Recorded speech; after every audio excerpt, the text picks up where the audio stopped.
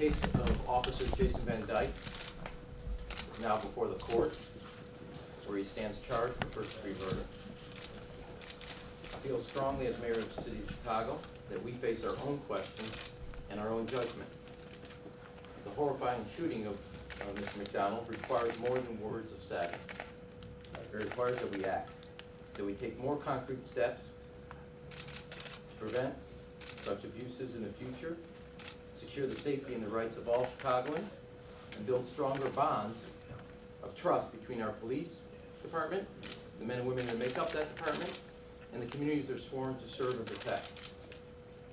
While I don't believe the actions of Officer Van Dyke reflect the vast majority of the men and women who risk their lives every day to protect our lives, I also know that the use of excessive force and misuse of authority is not new in Chicago or isolated only to Chicago.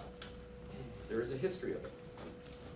We have worked hard to address these concerns over the past 4.5 years through intensive training, new policies governing the use of force. But for whatever progress we have made, the killing of Laquan McDonald is a vivid reminder that we have much more work to do as a city. There are two key questions before us. First, was this specific investigation handled properly? And I want to be clear that that question is being investigated by the United States Department of Justice in the U.S. Attorney's Office. And as you know, the city has handed every piece of evidence over to the U.S. Attorney's Office here in Chicago and the FBI within weeks of the incident. This includes evidence related to the shooting itself, but also evidence related to the police department's response. They will address these questions when their investigation is complete. I hope you would await the conclusion of their inquiry, which I also am anxious for. The second question is how we prevent this type of incident from happening again.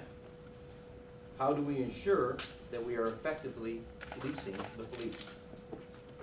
That is why today I'm announcing that I've asked 5 respected Chicagoans who are leaders in the criminal justice system to do a top-to-bottom review of the system of oversight and accountability, training, and transparency that is currently in place for Chicago's police officers.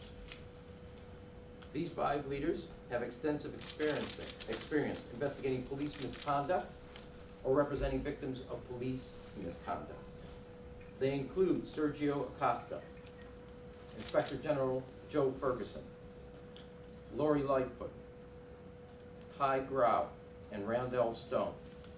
They will actively engage community leaders, victims' rights, law enforcement, youth, religious, and elected leaders to ensure the recommendations are based on the input from all parts of the city and all perspectives as it relates to criminal justice and the police department, public safety.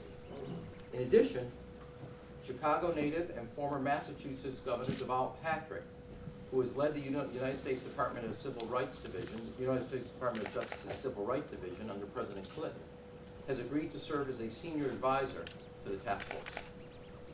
These 6 Chicagoans know, like I know, that the vast majority of our officers are committed to the communities they serve.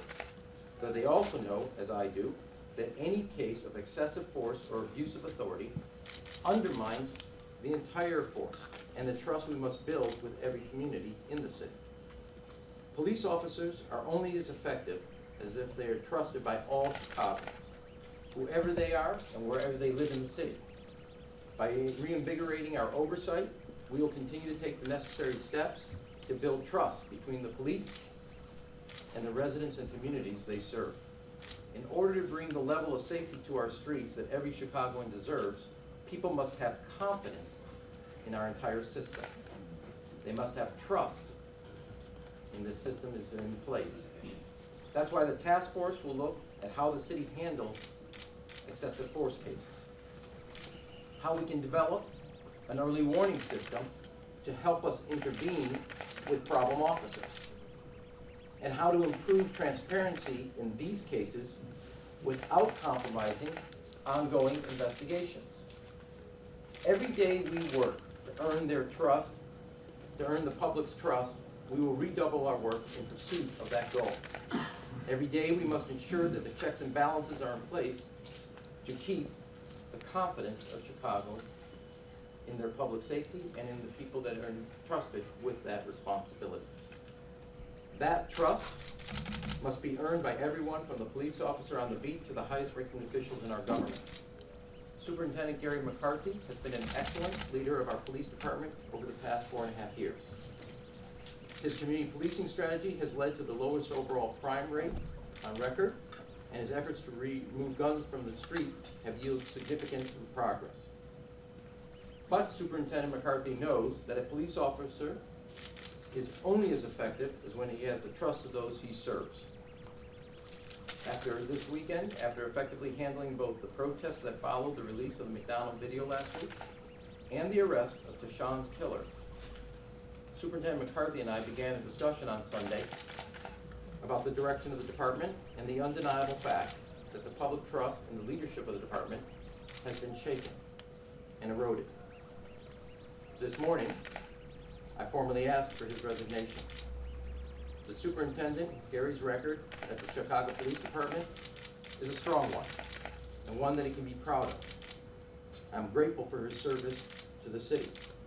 He has both modernized the police department and brought real results to the people of the city of Chicago. But now is the time for fresh eyes and new leadership to confront the challenges the department and our community and our city are facing as we go forward. I've asked First Deputy John Escalante to serve as acting commissioner until the police board has conducted a thorough search. From body cameras to today's task force to the new superintendent, this is not the end of the problem, but it is the beginning of the solution to the problem. There are systematic challenges that will require sustained reforms.